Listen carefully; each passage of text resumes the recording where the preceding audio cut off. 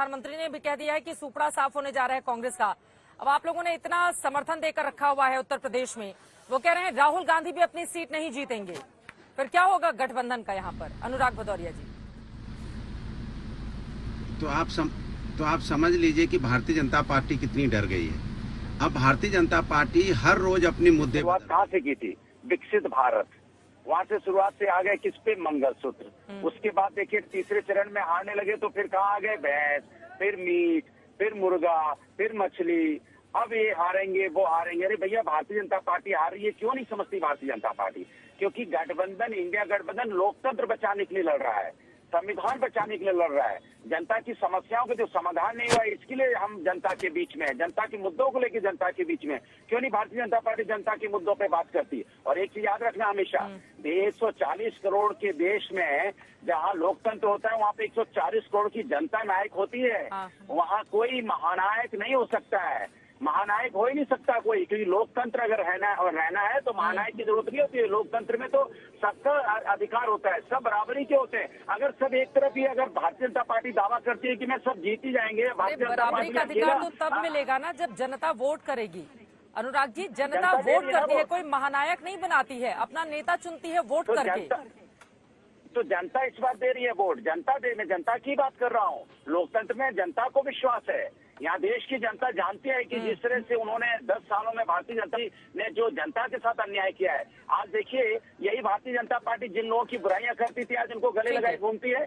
आज तो एक प्रवक्ता आपके यहाँ नहीं आया, नहीं तो उनसे पूछता, एक फोटो लेके घूमते थे हमेशा, ऐसी फोटो लेके घूमते थे। किसकी फोटो लेके घूमते थे? जब मैं डिबेट पे आता था तो दिखाने लगते गायत्री प्रजापति जी हैं। आज वो फोटो लेके नहीं आते आजकल। वो क्यों?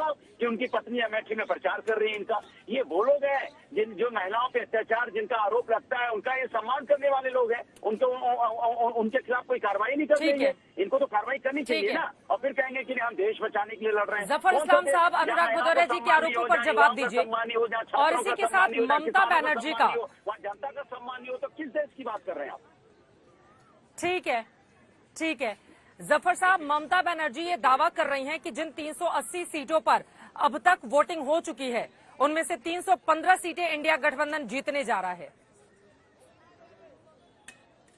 देखिए, ममता बनर्जी जो कह रही थी, शायद देश की जनता को समझ में नहीं आया। सब कह रहे होंगे कि आमी बांग्ला बुझते पारबो ना, तो इसलिए उन्होंने कह दिया, इसलिए कि जनता को समझ में आएगा नहीं बांग्ला में, तो जो कह दो बंगाल तक ही सीमित रहेगा, उससे ज्यादा तो जाएगा नहीं। बंगाल में ही इस बार वो सीटें हार रही हैं।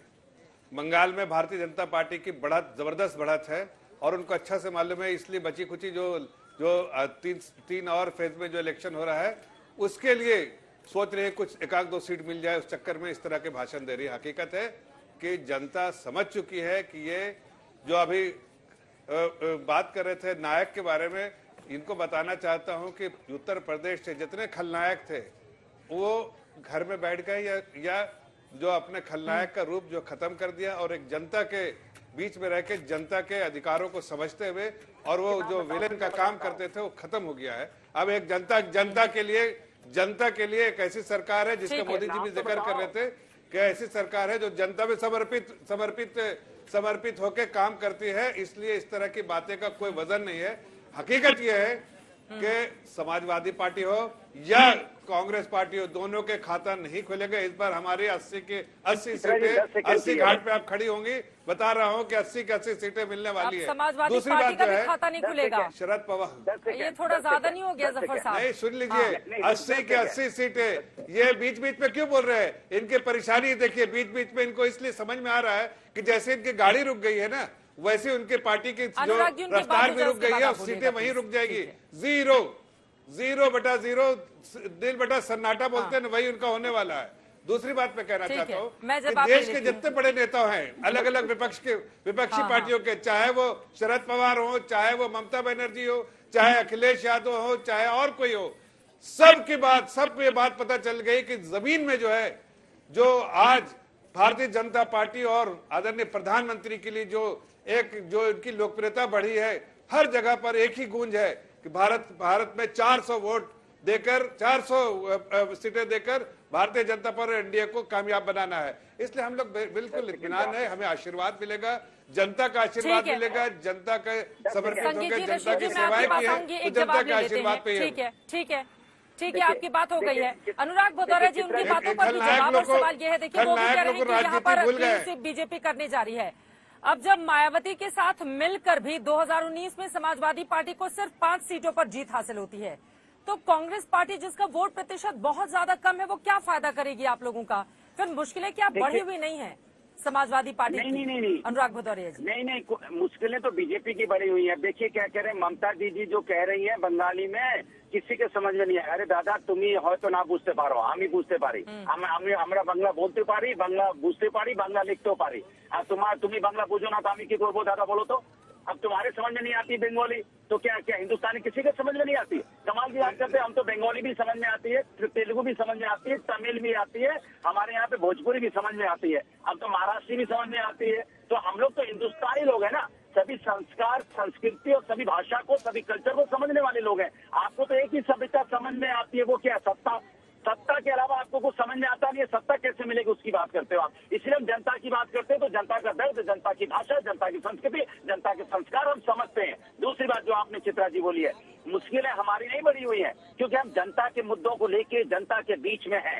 भारतीय जनता पार्टी धन्ना सेठों को मुद्दे के लेके जनता के बीच में नहीं है। वो धन्ना सेठों को फायदा पहुंचाने के लिए 10 साल से काम कर रही थी। ये बताइए इन्होंने जनता के लिए कौन सा काम किया? अगर जनता के लिए काम किया होता तो आज महिला समस्या पे चर्चा कर रहे होते, जनता के लिए बात की होती तो युवा समस्या पे बात कर रहे होते, जनता की बात कर रहे होते तो आज छात्रों की बात कर रहे होते, जनता की बात कर रहे होते तो किसानों की बात कर रहे होते, जनता की बात कर रहे तो आम जनता की बात कर रहे होते, महंगाई की बात कर रहे होते, स्वास्थ्य की बात कर रहे होते, सुरक्षा की बात कर रहे होते, शिक्षा की बात कर रहे होते। ये किसी मुद्दे पे भारतीय जनता पार्टी बात करती है? क्या बताइए व्यक्तिगत हमले के अलावा कि व्यक्तिगत हमले करना? तो इसलिए देश की जनता को व्यक्तिगत हमलों से कोई लेना देना नहीं है। देश की जनता को अपने मुद्दों से लेना देना। जो भारतीय जनता पार्टी मुद्दों पर चर्चा नहीं कर रही है, आपको आईना दिखाएगी भारतीय जनता पार्टी। उत्तर प्रदेश में सीमित हो रही है तो जनता की बात कहाँ कर पाओगे? जनता के बात उस वक्त करते हैं जब जहाँ अपने घर में ही सिमट रहे हो, ठीक घर में ही सिमट रहे हो। ठीक है अनुराग जी, आपकी बात हो गई। 2 लाइन में जल्दी से जफर साहब जवाब दें, उसके बाद मैं बाकी लोगों के पास जाती हूँ। प्लीज तू मैं नहीं। जफर साहब, लेकिन ये क्या बहुत ज्यादा नहीं हो गया? देखिए रायबरेली से चूंकि अमेठी हार चुके हैं, राहुल गांधी तो रायबरेली में भी आखिरी दौर में नामांकन करने के लिए आए थे, हालांकि वो पूरी ताकत वहां पर लगाए हुए हैं। लेकिन दूसरी तरफ जो 5 सीटें हैं समाजवादी पार्टी के, हालांकि 2 उपचुनाव में उसको हार का सामना करना पड़ा, लेकिन अखिलेश यादव पूरे जोश खरोश के साथ खुद वो कन्नौज से चुनावी मैदान में हैं। तो आपको लग रहा है कि ये कह देना और ये हो जाना इतना आसान रहने वाला है? चित्रा, जिनको 20 लोकसभा सीट का तो पता नहीं होगा, नाम नहीं मालूम होगा। अरे बीच में बोलिए रे, देखिए एक ही सीट। देखिए मैं एक बात बताता हूँ। ठीक है अनुराग जी, अरे सुनो, बीच में मत टोको भाई। देखिए हकीकत यह है अनुराग जी, आपकी अच्छी बिल्कुल आदत नहीं है, आप सबके बीच में टोकते हैं। आपको सबसे पहले मौका मिला, आपको 2 बार बोलने का मौका मिल चुका है, लेकिन फिर भी आप बोलते रहेंगे। प्लीज अनुराग जी, ये लोग जो जफर साहब बोले 2 और मेहमान हैं, वो भी इंतजार कर रहे हैं, वो केवल विंडो से झांकने के लिए तो आए नहीं है, उनको भी मौका देना है। प्लीज जफर साहब की बात होने दीजिए, प्लीज बोलिए जफर जी। चित्रा जी, मैं सिर्फ इतना कह रहा हूँ, सही कहा आदरणीय प्रधानमंत्री जी कि वायनाड में इस बार जो साउथ में रिजल्ट आएगा वो सबको चौंका देगा।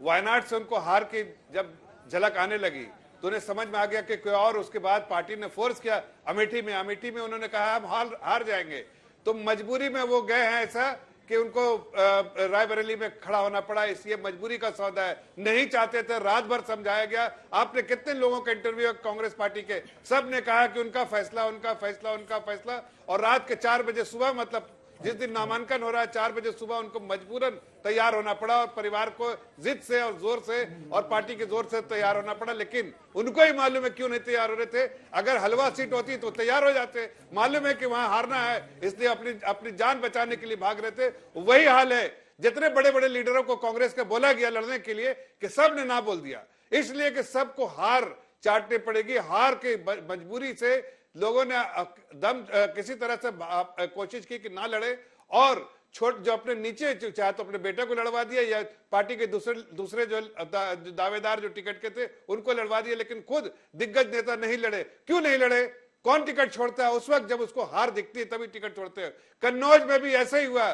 समाजवादी पार्टी के लीडर ने कहा, बहुत सारे लीडर ने, कि अगर वो जो आपको लड़ना पड़ेगा, इसलिए कि जो इसको खड़ा किया था उसने हाथ जोड़ लिया कि मैं लड़ नहीं सकता, मैं हार जाऊंगा, इसलिए वहां पर उन पे भी दबाव हुआ और सीट बदल गया और उनको जाके देना पड़ा। हकीकत यह है कि देखिए आज जो हवा बह रही है उसके पूरे साथ साथ अब प्रधानमंत्री नरेंद्र मोदी जिस आत्मविश्वास से लबरेज होकर ये दावा कर रहे हैं कि इस बार कांग्रेस पार्टी का यूपी से सुपड़ा साफ होने जा रहा है, उनके दावे में कितना दम दिखाई देता है आपको?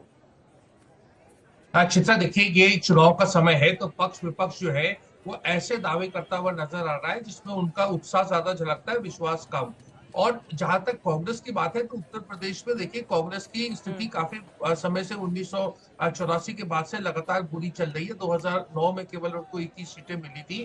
दो ऐसे भी मौके आए जहां कांग्रेस को एक भी सीट लोकसभा का प्रतिनिधित्व नहीं मिला। इस बार गठबंधन का मामला है, गठबंधन से समाजवादी पार्टी के साथ चुनाव लड़ रहे प्रधानमंत्री दरअसल विपक्ष का मनोबल तोड़ना चाहते हैं और बार बार वो बड़े तीखे हमले कर रहे हैं और विपक्ष भी उसी जबान में उनको जवाब दे रहा है। लेकिन देखिए जमीनी स्थिति तो आप भी जानती हैं चित्रा, आपने पूरे देश का दौरा किया, उत्तर प्रदेश में भी ऐसा नहीं है कि केवल एक ही पार्टी या एक व्यक्ति का ही बोलबाला है। एक अच्छा चुनाव हो रहा है और हमें 4 तारीख का इंतजार करना चाहिए।